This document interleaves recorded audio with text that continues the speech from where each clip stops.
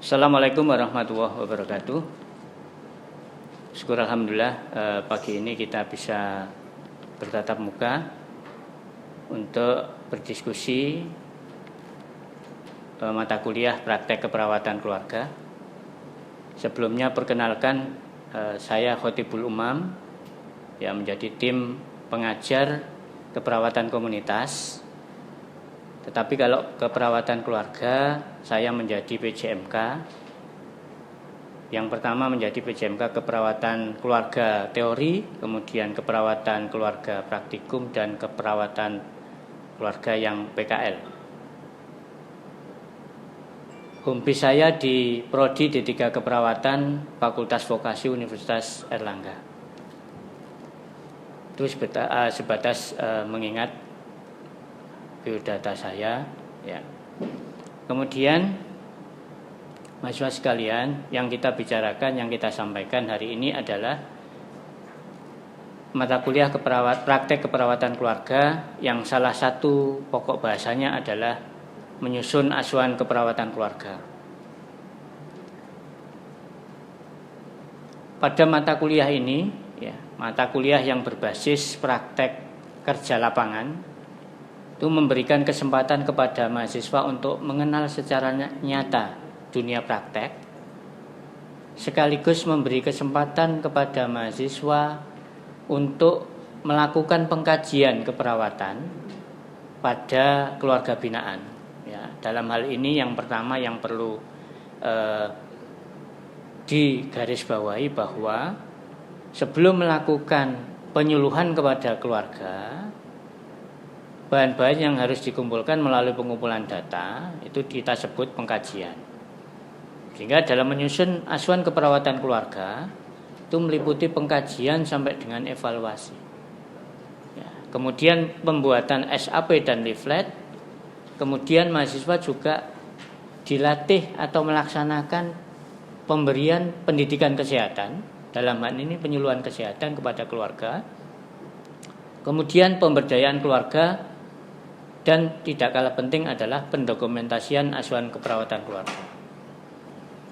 Capaian pembelajaran atau kemampuan yang diharapkan, ya, pada mata kuliah ini adalah mahasiswa mampu memberikan asuhan keperawatan kepada keluarga baik dalam keadaan sehat, sakit, dengan memperhatikan aspek biopsikososial, kultural, dan spiritual yang menjamin keselamatan pasien sesuai dengan standar asuhan keperawatan keluarga dan berdasarkan perencanaan keperawatan yang telah tersedia dengan tepat dan benar. Kemudian materi-materi yang disampaikan mulai dari yang pertama adalah pengkajian keperawatan dari data umum, kemudian riwayat dan tahap perkembangan keluarga. Nah, ini riwayat dan tahap keluarga ini yang membedakan antara askep klinik dan askep keluarga. Di riwayat kesehatan inti itu nanti disebutkan anggota keluarga mana yang dalam kondisi sakit. Itu nanti dilakukan pemeriksaan fisik secara lengkap. Sedang anggota keluarga yang dalam kondisi sehat cukup tekanan darah dan denyut nadi saja yang diukur. Kemudian ada fungsi-fungsi keluarga, ya, meliputi fungsi afektif, ya, fungsi reproduksi. Yang ini perlu ditekankan adalah fungsi keluarga. Dalam hal ini 5 tugas keluarga bidang kesehatan. Metode pembelajaran dilakukan secara offline atau luring atau tatap muka, ya, karena ini praktek keperawatan keluarga. Kemudian interaksi dosen dan mahasiswa dilakukan dengan tanya jawab atau diskusi. Permasalahan apa yang dihadapi mahasiswa selama praktek. Kemudian karena ini praktek keperawatan keluarga, maka yang diperlukan adalah atau tugas mahasiswa adalah melakukan pengkajian langsung.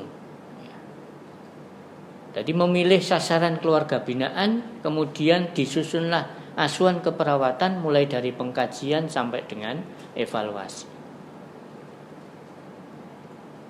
kalau mahasiswa ada permasalahan atau pertanyaan bisa dilakukan secara langsung.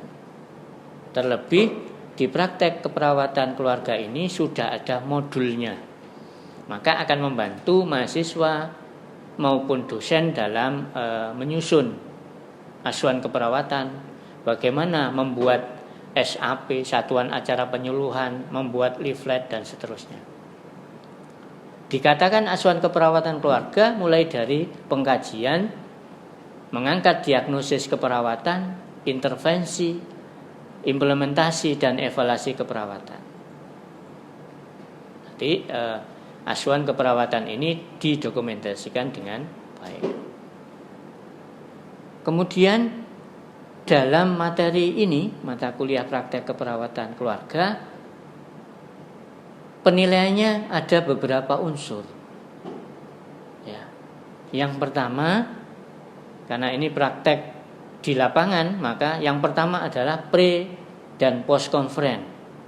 Itu insya Allah 15%. Kemudian tadi pengkajian acuan keperawatan keluarga sampai dengan evaluasi itu 30%. Kemudian ada keaktifan mahasiswa dan kelengkapan daripada buku kompetensi. Itu 25%. Kemudian ujian praktek. Ujian praktek dikatakan bisa langsung jadi satu pre dan post conference tadi itu 25%. Sehingga lengkap 100% penilaian acuan keperawatan keluarga. Kemudian untuk materi yang saya sampaikan itu bisa dilihat pada video pembelajaran yang sudah kami atau saya susun dengan baik. Yang butir format pengkajiannya banyak adalah pengkajian, ya. Yang pertama ini data umum. Coba salah satu ada yang bantu saya. Apa data umum itu? Nama kepala keluarga. Salah satu coba. Secara umum, data umum apa? Meliputi apa dan apa? Ya. Yang satu, saya apa? Nama kepala keluarga. Alamat dan nomor telepon, pekerjaan kepala keluarga, pendidikan kepala keluarga, dan komposisi keluarga. Nah, ini kalau menurut mbaknya tadi ya masuk di data umum ya. Kemudian yang tidak kalah penting adalah apa? Tipe keluarga. Ada inti, kemudian kalau ada keluarga inti, ada keluarga apa? Besar. Tipe keluarga dulu. Tipe keluarga ada dua. Tipe keluarga inti dan keluarga besar. Ada nuclear family, contohnya kalau besar extended family, ya. Ada dua saja yang kita pakai, ya. Kecuali nanti ada tipe keluarga yang lain, misalkan Pak, ada suami atau istrinya sudah meninggal, nah, itu baru kita cari tipe keluarganya. Atau masuk misalkan single parent family atau hanya single parent gitu ya, itu tipe keluarga. Ya, sehingga kita tahu bahwa tipe keluarga yang lain, ada tambahan keluarga yang lain. Itu nanti dalam pengkajian itu. Kita sepakat hanya dua saja. Keluarga inti dan keluarga besar. Tidak usah pilih yang lain, kecuali tadi loh. Ya, kalau di dusun atau di desa Delagu, atau dusun Delagu tidak ada insya Allah yang kumpul kebo. Jelas ada ikatan suatu pernikahan namanya keluarga, ya. Ada laki-laki perempuan ikatan yang resmi yang tinggal satu rumah berkeluarga, gitu ya. Kemudian yang selanjutnya adalah apa? Status sosial apa? Ya. Status sosial. tadi itu keluarga ya, sejahtera, sejahtera 1, sejahtera ya 2 dan seterusnya, prasejahtera begitu ya.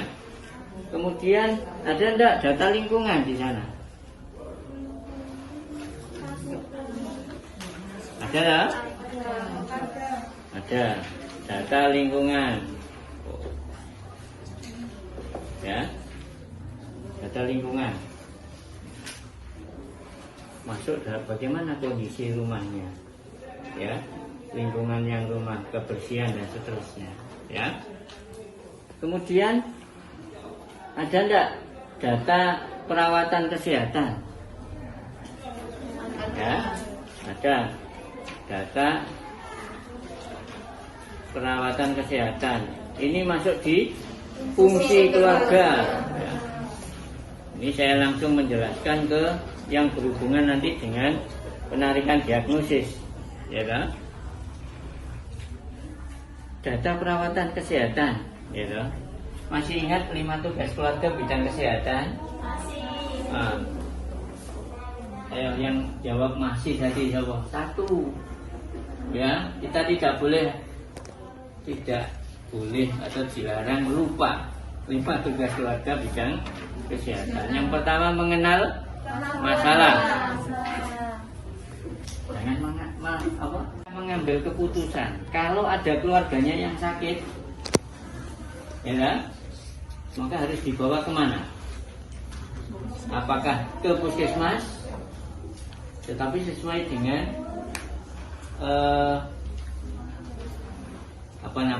prinsip yang dipegang keluarga. Ya, karena budaya juga ada hubungannya dengan kesehatan. Ada kalanya masyarakat, insya Allah di sini tidak ada. Tapi tolong nanti dikaji lebih jauh. Apakah ada anggota yang sakit dibawa ke Pak Yai, ada yang ke dukun. Normatifnya kalau ada anggota keluarga yang sakit dibawa ke tempat pelayanan tadi. Berarti yang nomor 2 adalah setelah mengenal masalah, yang kedua mengambil keputusan. Kemudian yang ketiga, keluarga bisa merawat anggota keluarga yang sakit. Dikatakan keluarga itu adalah unit terkecil dari masyarakat. Ya, apa yang dirasakan anggota keluarga akan dirasakan keluarga itu. Mungkin pengalaman kita ya di anggota keluarga kita sendiri aja. Ada satu yang sakit, maka anggota keluarga yang sakit, kita sebagai anggota keluarga itu oleh kepala keluarga ya, sesuai dengan perannya masing-masing bisa merawat anggota yang sakit. Keluarga dengan hipertensi, maka dianggap keluarga bisa merawat anggota yang sakit. Yang nomor 3, bagaimana cara makan pasien hipertensi? Masaknya tidak boleh sama. Jadi disediakan dulu, ini untuk pasien yang keluarga yang hipertensi, maka garamnya sedikit, tidak konsumsi lemak, banyak lemak dan seterusnya. Ya, kolesterol tidak dikurangi. Kemudian yang keempat, memelihara lingkungan yang sehat. Memelihara lingkungan rumah, memodifikasi lingkungan.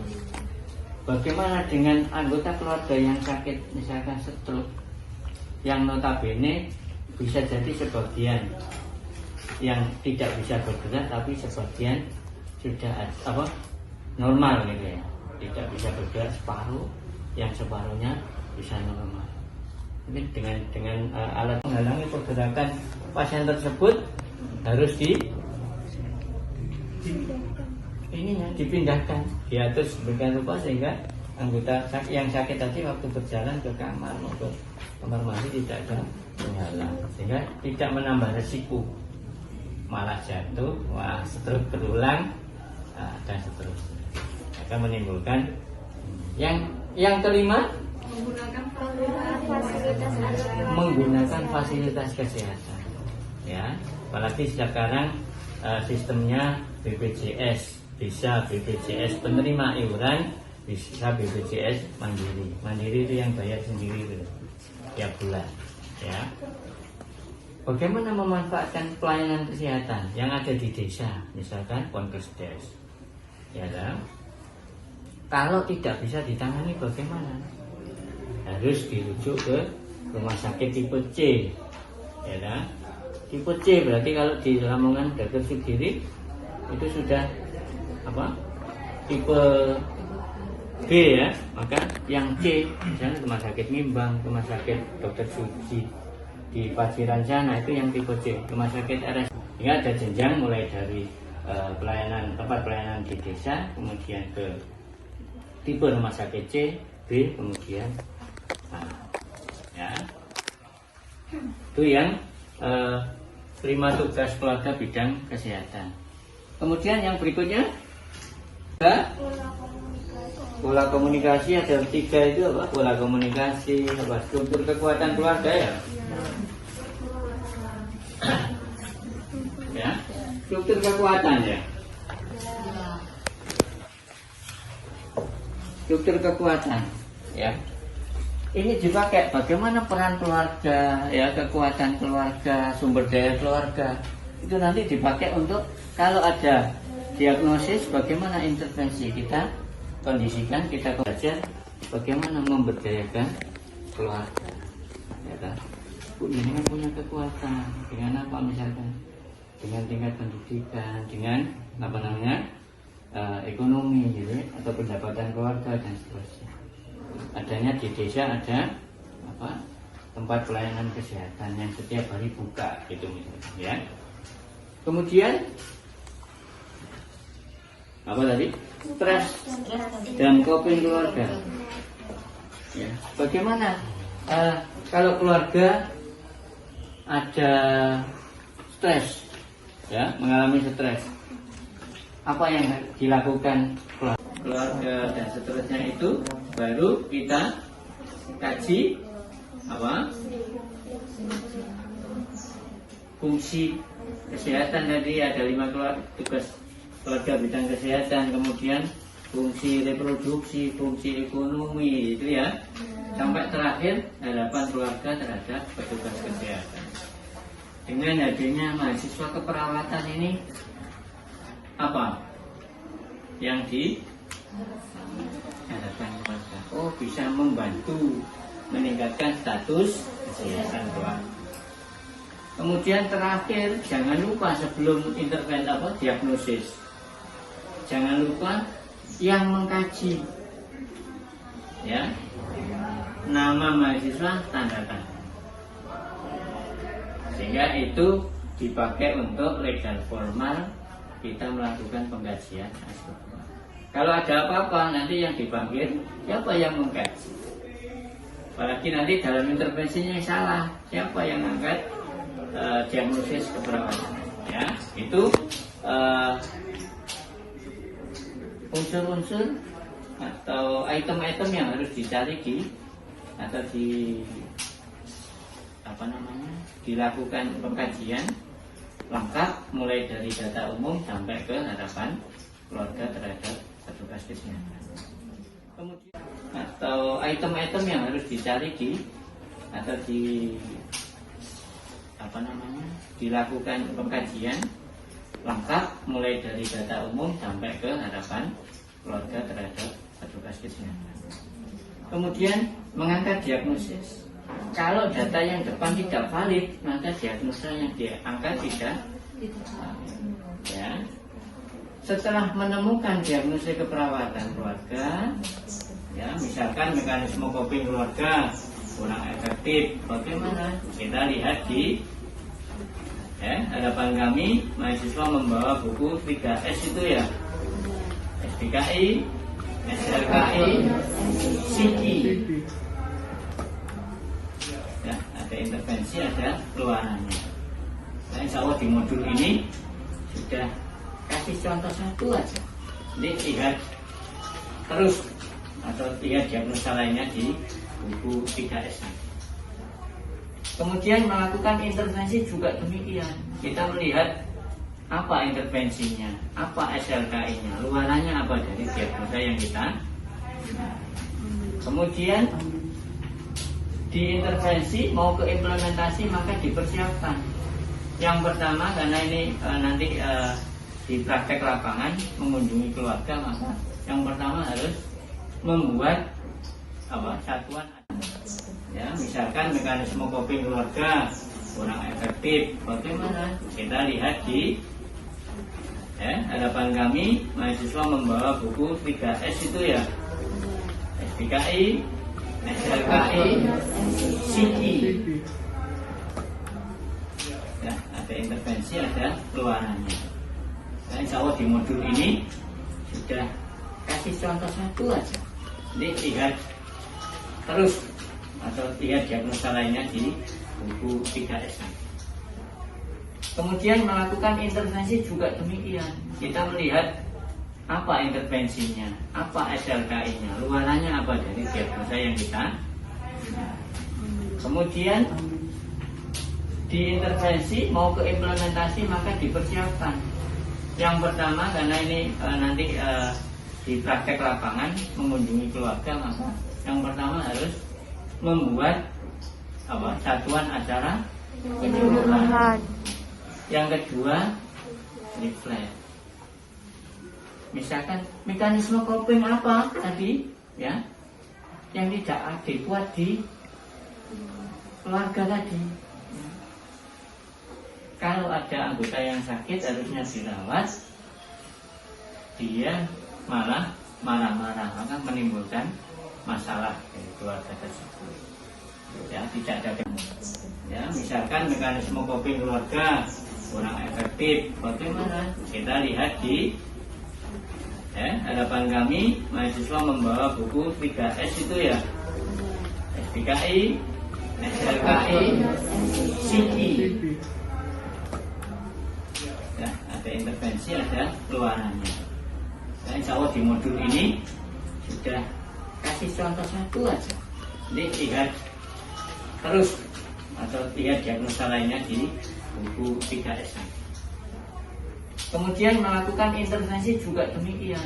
Kita melihat apa intervensinya, apa SLKI-nya, luarannya apa dari diagnosa yang kita. Kemudian diintervensi mau ke implementasi maka dipersiapkan. Yang pertama karena ini nanti di praktek lapangan mengunjungi keluarga, maka yang pertama harus membuat satuan acara penyuluhan. Yang kedua leaflet. Misalkan mekanisme coping apa tadi ya yang tidak adekuat di keluarga tadi. Kalau ada anggota yang sakit harusnya dirawat, dia malah marah-marah, maka menimbulkan masalah dari keluarga tersebut. Ya, tidak ada marah-marah, maka menimbulkan masalah dari keluarga tersebut. Ya, tidak ada ketentraman, stres malah sakit lagi ya. Satu sakit, wah sakit semua, susah kepala keluarga. Ya, maka menentukan diagnosa harus tepat, intervensi yang dilakukan harus tepat. Ya, kemudian juga melakukan evaluasi seberapa jauh masalah itu dapat di. Oke, itu lengkap mulai pengkajian sampai evaluasi keperawatan ya. Jadi kalau tidak lupa Pak, baca modul ada di tangan ya. Kemudian juga ada kompetensi yang harus dicapai tadi ya. Bagaimana tahapan mahasiswa bisa memberikan asuhan keperawatan kepada keluarga, mulai dari pengkajian dan semuanya bisa dimintakan tanda tangan sesuai dengan gimana kita ketemu petugas itu, sesuai dengan kegiatan yang kita. Dari pengkajian sampai evaluasi ada yang bertanya? Yo. Kan tadi perkembangan keluarga yang anak dewasa itu kan kalau misal anak tuanya itu sudah menikah tapi tetap tinggal di rumah orang tuanya, itu perkembangan keluarganya. ini misalkan ada. Oke, kita lanjut ya. Ya. Kalau tadi ya saya menjelaskan tentang pengkajian. Kalau pengkajian tadi, ya, kalau tidak hafal ya bisa buka modul, ya modul ini. Sehingga apa pengkajian yang kurang tadi? Yuk kita ulangi sama-sama ya sambil juga belajar. Ya.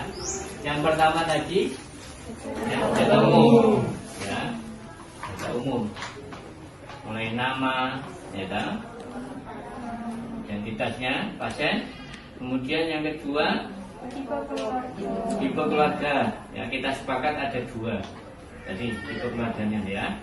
Kemudian yang tidak kalah penting adalah apa? Setelah tipe keluarga bawahnya apa?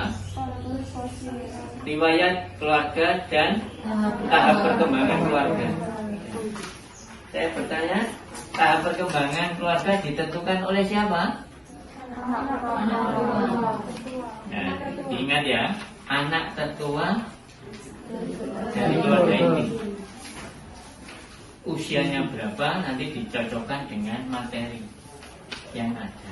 Ya, Di dalam satu RT tadi cuma ada satu keluarga yang anggota keluarganya sakit. Apakah boleh kasus kita sama dengan teman kita? Kan kita satu RT kan dibagi jadi 2 orang kok. Satu RT ada 2 orang. Ini pertanyaan yang bagus ya. Mahasiswa kan sudah dibagi menjadi beberapa RT. Atau mahasiswa mengenal masalah keluarga, mengenal masalah. Yang kedua kesehatan, yang kedua mengambil keputusan, yang ketiga merawat anggota yang sakit, yang ketiga memelihara lingkungan, yang ketiga menggunakan fasilitas kesehatan. Oke, itu ya. Jadi tolong diperhatikan, dibaca kembali format pengkajian, ya. Kemudian nanti disepakati ya menggunakan kertas yang sama, kertas F4 gitu ya, biar nanti di tugasnya. Oke, itu penjelasan yang bisa saya sampaikan pada pagi hari ini atau siang ini ya mengenai capaian yang harus dicapai mahasiswa selama praktek keperawatan keluarga ya.